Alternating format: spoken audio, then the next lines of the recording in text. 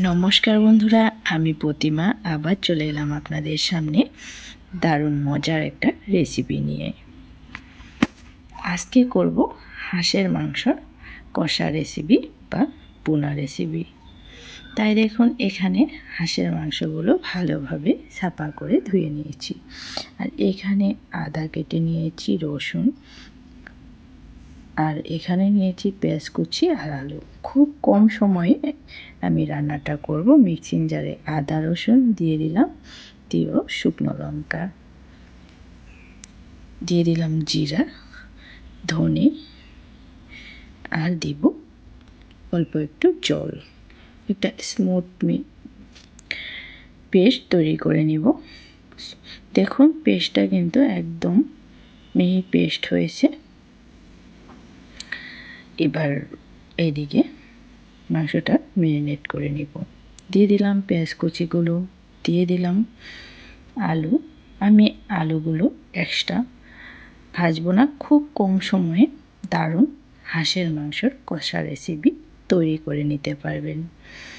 দিয়ে দিলাম আদা রসুন, জিরে ধনে একসঙ্গে বেটেছি সেটাকে, দিয়ে দিলাম লবণ, হলুদ আর সর্ষের তেল।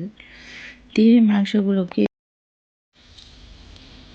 এবার ভালোভাবে ম্যারিনেট করে নিব। আর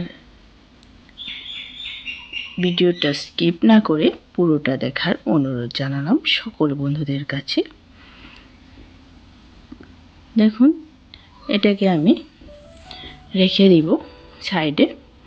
এবার নিয়ে নিলাম কড়ার মধ্যে দিয়ে দিলাম সর্ষের তেল। হাঁসের মাংস রান্নাতে বেশি তেলের প্রয়োজন নেই, অল্প তেলে মাংসটা রান্না করে নেওয়া যায়। এমনিতেও হাঁসের মাংস প্রচুর পরিমাণে তেল উঠে আসে।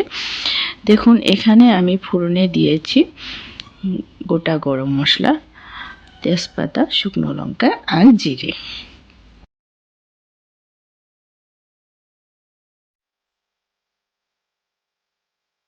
দিয়ে দিলাম কয়েক কোয়া রসুন আর পেঁয়াজ কুচি। দিয়ে ফোড়নটাকে ভেজে নিব কিছু সময়। তারপরে আমি মাংসগুলো অ্যাড করে দিব।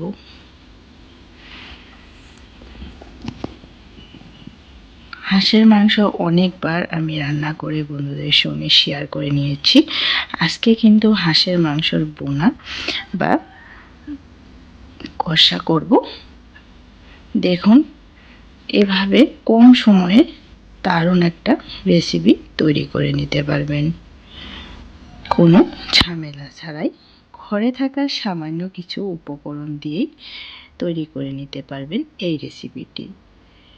দেখুন, মাংসটা কিন্তু আমি ঢাকা দিয়ে দিয়েছিলাম। ঢাকা দিয়ে রান্নাটা করব আমি।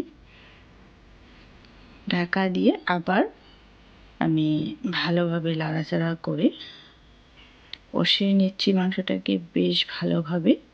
দেখুন, মাংস থেকে কিন্তু প্রচুর পরিমাণে তেল উঠে আসছে। আমি মাংসটাকে আরও বেশ কিছু সময় নাড়াচাড়া করে নিচ্ছি। আমি এর মধ্যে মিক্সিং জারটা ধুয়ে জলও অ্যাড করে দিব। আমি জলটা দিয়েও আমি আরও বেশ কিছু সময় আমি নাড়াচাড়া করে কষিয়ে নিব। অল্প অল্প জল দিয়ে আমি মাংসটাকে ভালোভাবে আমি কষাতে থাকব। হাঁসের মাংসর ভুনা বা কষা এভাবে করলে কিন্তু দারুণ লাগে। দেখুন, মাংসটা কিন্তু জলটা টেনে নিয়েছে। এবার আমি আরও কিছু সময় কষিয়ে নিব। যারা হাঁসের মাংস খেতে পছন্দ করে না, তারা কিন্তু এভাবে করে দিলে তারাও তৃপ্তি করেই খাবে। রবিবারের দুপুরে বা বৃষ্টির দুপুরে এরকম একটা রান্না থাকলে খেতে কিন্তু জমে যাবে।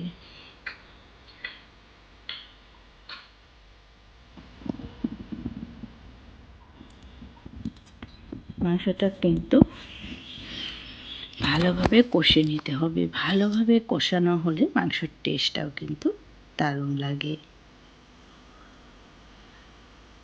দেখুন, আমি 1 বাটি জল অ্যাড করলাম। আমি বেশি জল দিব না, অল্প অল্প জল দিয়ে আমি রান্নাটা ঢাকা চাপা দিয়ে দিয়ে করে নিচ্ছি। আমি মাঝে আরও একবার ঢাকা দিয়েছিলাম। এভাবে যদি রান্নাটা করে নেওয়া যায় খেতে কিন্তু দুর্দান্তই লাগবে। আমি হাঁসের মাংস খেতে পছন্দ করি, অনেকভাবে অনেকবার ট্রাই করেছি। এভাবে রান্নাটা করলে কিন্তু দারুণ লাগবে।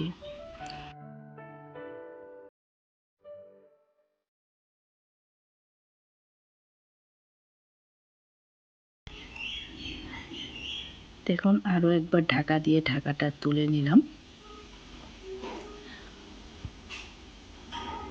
ভিডিওটা দেখে যদি ভালো লাগে অবশ্যই লাইক কমেন্ট শেয়ার করবেন, সাথে সাথে চ্যানেলটাও সাবস্ক্রাইব করে নেওয়ার অনুরোধ জানালাম। আর সঙ্গে থাকা বেল আইকনটাও অন করে রাখবেন যাতে আমি ভিডিও দেওয়ার সঙ্গে সঙ্গে আমার বন্ধুদের কাছে পৌঁছে যায়। দিয়ে দিলাম কুচানো ধনেপাতা। ধনেপাতাটা দিয়ে রান্নাটা আমি ফিনিশ করব। দেখুন দেখতেও যেরকম লোভনীয় হয়েছিল, খেতেও কিন্তু দারুণ। ভাত, রুটি, পুরি বা পোলাওর সঙ্গে এই রেসিপি পরিবেশন করলে কিন্তু দারুণ লাগবে। দিয়ে দিলাম গরম মশলা। এতটা সময় ধরে আমার সঙ্গে থাকার জন্যে সকল বন্ধুদেরকেই অনেক অনেক ভালোবাসা ও ধন্যবাদ। দেখুন কতটা লোভনীয় হয়েছে, খেতেও কিন্তু দারুণ দারুণ হয়েছিল। সকলকে অনেক অনেক ভালোবাসা ও ধন্যবাদ জানাই আজকের ভিডিও আমি এখানেই শেষ করছি। পরবর্তী আবার দেখা হবে নতুন নতুন ভিডিওর সঙ্গে। সকল বন্ধুরাই সুস্থ থাকবেন, ভালো থাকবেন।